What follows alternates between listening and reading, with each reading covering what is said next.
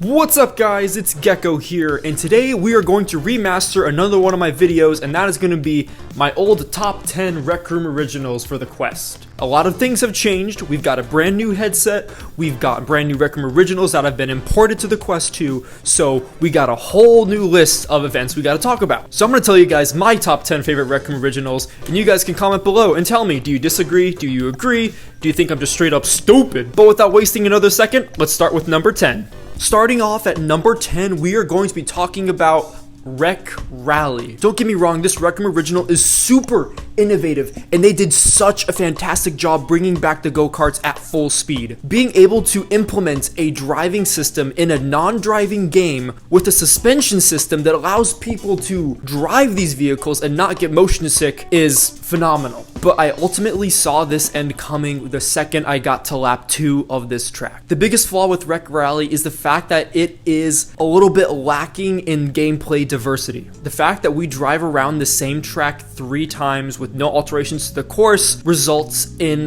lack of variety of gameplay.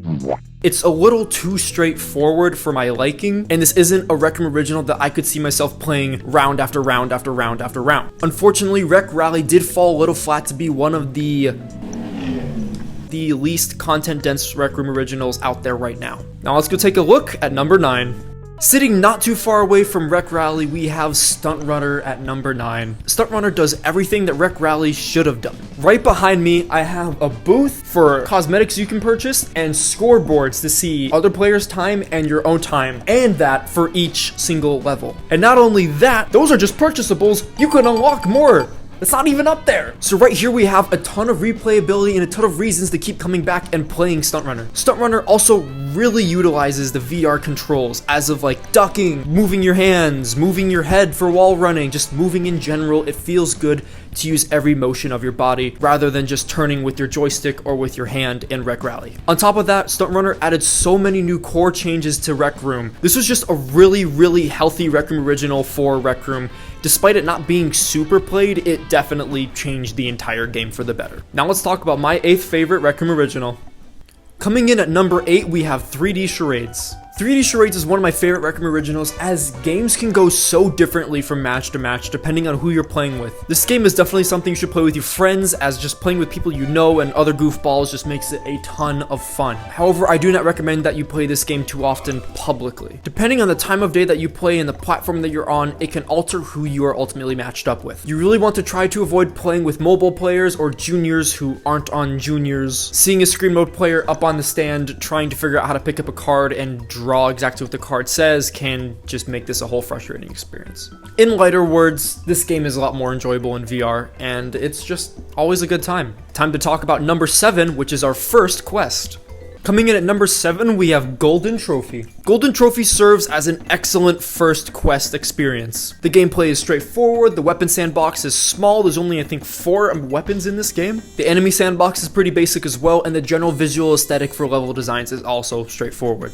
A lot of the charm from Golden Trophy definitely comes from how quick you can finish it. Easily one of the shortest quests, you can finish it to around 10 to 20 minutes depending on how skilled you are. This quest has been rocking the trending charts since 2017, and I don't think it's going anywhere. Let's talk about some PvP at number 6. Time for our very first PvP on this list. This Rec Room original has also been out since 2017, and it only has 2 maps. A really cheap solution that people can say for Rec Room originals is to just add another map, but I feel like that is most true for laser tag. Having a 2-map match loop is too small for an arena PvP. The larger the map variety, the bigger the difference in gameplay style and experiences. Playing Hangar Cyberjunk City is going to get boring quicker than playing Quarry River Clear Cut Quarry River Clear Cut. So maps aside, laser tag is a really good player versus player game, because not only is it player versus player, it's player versus enemy. There's robots in here. This is a huge dynamic to have because it allows players of all skill to enjoy the game. No other Rec Room original has this, and I'm really glad that this is more of a Warzone styled playlist rather than just PvP.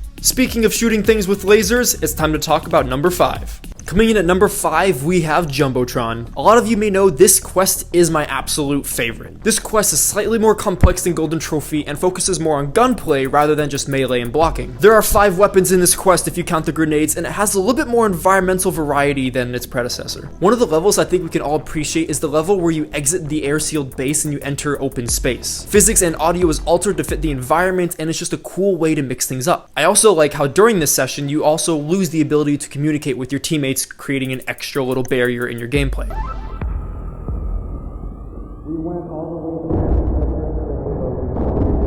Enemies in this quest are satisfying to destroy, each of them having a weak spot and they behave differently. You have bots that fire in bursts, you have to strafe or take cover at the right times, you have bots that are nimble and small and will easily take you down if you're not ready for them. You know exactly which ones I'm talking about, and the list goes on. If there was a quest that I would love to see a sequel to, it would be Jumbotron. Time to give a look at number 4. Coming in at number 4, we got Isle of the Lost Skulls. Isle of the Lost Skulls is a beautiful journey to play through. There is so much environmental diversity in this game that it feels like I'm going through like a Pirates of the Caribbean movie every single time I play it. What this quest has that beats all the other quests is its utilization of weapon and environmental diversity and intertwining them. For example, let's say you're in the hull of a ship, use brooms and stools to fight your enemies. You're in the dining room, have fun using like mugs and plates. And then when you finally get to the levels where you're granted real weapons like a flintlock and sword, it feels super rewarding. Also, there are like 3 or 4 major settings in this quest that are all super unique. The average playtime can range anywhere from 25 to 40 minutes depending on how good you are and if you take your time. I feel like this is a good length for a quest, and anything longer is just kind of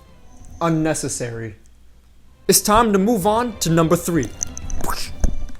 At number 3, we have the Rec Center. Yes, I'm counting this as a Rec Room original. There has been so much that has changed since I've last done this review. The Rec Center is not what it used to be 2 years ago. We've got so many new things to look forward to checking in every time you visit. We have a new selfie backdrop, a new Rec Center design, new feature shop items. It's insane. There's always something new here, and with this new update style they're going for, it just keeps getting fresh. Honestly, there isn't much to say about it. It's the freaking Rec Center. You go in, you stare at yourself in the mirror, awkwardly talk with some strangers, toss some items around. It never gets old. Honestly, that's about it, but you know, Rec Center, it's pretty pog. Starting to wrap things up, let's go to number 2.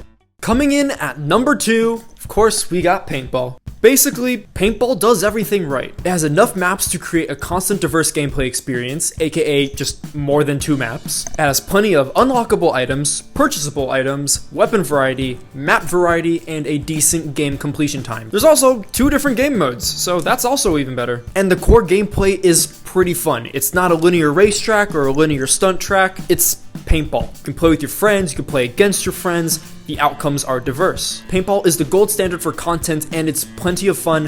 Who doesn't love paintball? Let's wrap it up with number 1. Welcome to Rec Royale. This is my favorite Rec Room activity. This game is just a lot of fun to play because of the amount of outcomes you can have when playing this game. You could hot drop and fight people immediately. You could play it safe and wait to the very edge and like slowly loot your way to the center. You can just do any type of playstyle. There's so many different ways to approach this. Having a mix of like cross-map firefights and close encounter skirmishes keep this gameplay fresh. Stakes are high, weapon diversity is high, team communication is super important, a lot of fun. What else does Rec Royale do right? Well, there's a freaking battle pass. You can get exclusive items with this battle pass just from playing Rec Royale. The only thing I would like to see Rec Royale add is an additional battle pass, like a season 2 of some sort. The map, it's big, it's fine, but it's been about wait a second. It's been about 4 years since Rec Royale came out, and I feel like adding a second battle pass wouldn't hurt too much. I know Rec Room isn't shy when it comes to adding cosmetics, so you better do it. It makes me really happy that Rec Royale was able to come to the Quest 2, and I'm really curious to see how it performs when it comes to the Quest Pro. But yeah, that is my top 10 list. I hope you guys enjoyed it. If you agree, let me know. If you don't agree, also let me know. And if you have your own list you want to share, throw it in the comments below. Consider checking out our merch. It's in the description. Currently 20% off right now. Go ahead and check it out. Get some cool hoodies for yourself. And that is that. All right, I will see you all later. You guys have a fantastic rest of your day. Thank you. Subscribe. I love you.